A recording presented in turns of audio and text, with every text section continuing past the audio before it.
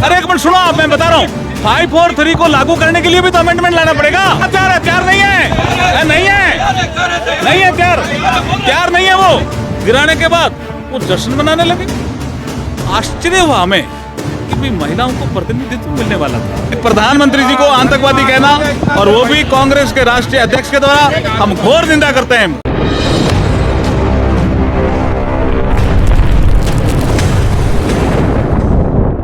16, 17, 18 अप्रैल 2026 को जो हमारा बजट सत्र था उसको एक्सटेंड करके स्पेशल सिटिंग की परमिशन लोकसभा के अध्यक्ष और राज्यसभा के चेयरमैन साहब ने दी।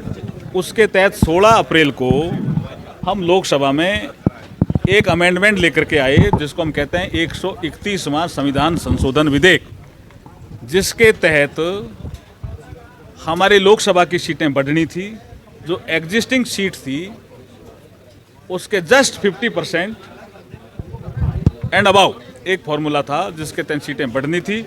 और जब जो बढ़ी हुई सीटें और एग्जिस्टिंग सीटों को जोड़ने के बाद जो संख्या आ रही थी वो 815 आ रही थी। अभी वर्तमान में 543 हमारी लोकसभा की सीट है। 272 की हम बढ़ोतरी कर रहे थे, 815 आ रही थी और 815 का हम तब 33% निकालते हैं तो वो 272 आता है। तो 272 सीटें लोकसभा में महिलाओं के लिए आरक्षित हो जाती। ये संविधान का संशोधन था। और 2029 के बाद जितने भी विधानसभाओं के चुनाव होने वाले थे उनमें भी इसी फॉर्मूले के तहत विधानसभाओं की सीटें बढ़ने वाली थी। और उसके साथ एक दिल्ली, पुदुचेरी और जम्मू कश्मीर में चूंकि वो विधानसभा है और वो सीधे होम मिनिस्ट्री के अंडर में आती है, इसलिए पहले वाला जो अमेंडमेंट था वो मेरे मंत्रालय लॉ एंड जस्टिस का था। दूसरे वाला अमेंडमेंट गृह मंत्रालय का था, मतलब गृह मंत्री जी का अमेंडमेंट था वो। और एक तीसरा बिल था जो मेरे मंत्रालय से संबंधित था जिसको हम परिसीमन बिल कहते हैं, विधेयक, डिलिमिटेशन बिल।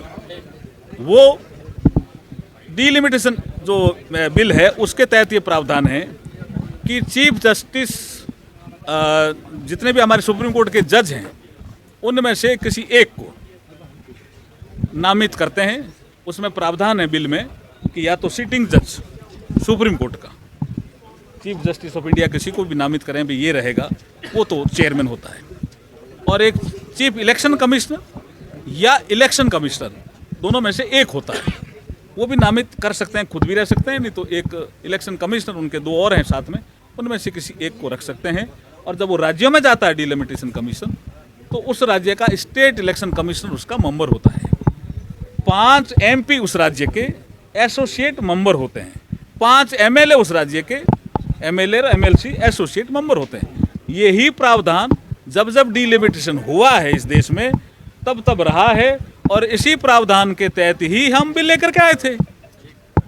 और ये विपक्ष के लोगों ने विशेष करके अलग अलग स्टैंड लेकर के, जैसे समाजवादी पार्टी स्टैंड बदल दिया, वार्ता करी तब तो अलग बात थी कि बोला ठीक है, और जब चर्चा में आया तब कहा कि मुस्लिम महिलाओं को रिजर्वेशन दीजिए, तो वो तो संविधान में प्रावधान ही नहीं है। एक मिनट, उसके बाद DMK ने कहा कि दक्षिणी राज्यों को नुकसान होगा। हमारे गृह मंत्री जी ने खड़े होकर के कहा कोई नुकसान नहीं होगा, जो ताकत आज है, मैंने भी कहा जो ताकत आज है वही ताकत बनी रहेगी दक्षिणी राज्यों की। और किसी ने कोई स्टैंड लिया, किसी ने कोई स्टैंड लिया, और महिलाओं को अधिकार जो मिलने वाला था लोकसभा और विधानसभाओं में उसको गिरा दिया। गिराने के बाद वो जश्न मनाने लगे। आश्चर्य हुआ हमें कि भाई महिलाओं को प्रतिनिधित्व मिलने वाला था। 1927 से ही महिलाएं प्रयास कर रही थी इस देश में। 1927 में पहली बार एक पुणे में वुमेन कॉन्फ्रेंस हुई राष्ट्रीय स्तर की, उसमें प्रस्ताव पास किया। आज़ादी के बाद जब संविधान सभा में संविधान बन रहा था तब इसमें बहस हुई। 73-74 कॉन्स्टिट्यूशनल अमेंडमेंट आया तब भी ये विषय था। अब जब अधिकार मिल रहा था तब उन्होंने मातृशक्ति के विरोध में मत किया और मत करने के बाद वो जश्न मनाने लगे। हम उसकी घोर निंदा करते हैं। हमने क्या उनको समझाने की उस समय भी कोशिश की, और आप भी जब आवे तो प्रश्न करना। वो कह रही है कि 2023 के बिल को लागू कर दो। 2023 के बिल में ही प्रावधान है सेंसस और सेंसस के बाद डिलिमिटेशन, तो उसी का ही तो अमेंडमेंट लेकर के आए थे। नहीं नहीं, उनको आपत्ति नहीं थी। मातृशक्ति को जो हक मिलने वाला था उसके खिलाफ काम किया उन्होंने। हाँ, आप कुछ पूछ रहे हैं ना, आप कुछ, उसी में तो अमेंडमेंट करना पड़ेगा ना साहब। हाँ हाँ, अगर इसमें इसी हाँ, उसमें ही अमेंडमेंट करना पड़ेगा। नहीं नहीं, हमें अमेंडमेंट ही करना पड़ेगा, बिल है ना वो तो। एक मिनट, अरे नहीं, 5, अरे सुनो तो सही, अरे एक मिनट सुनो आप, मैं बता रहा हूँ।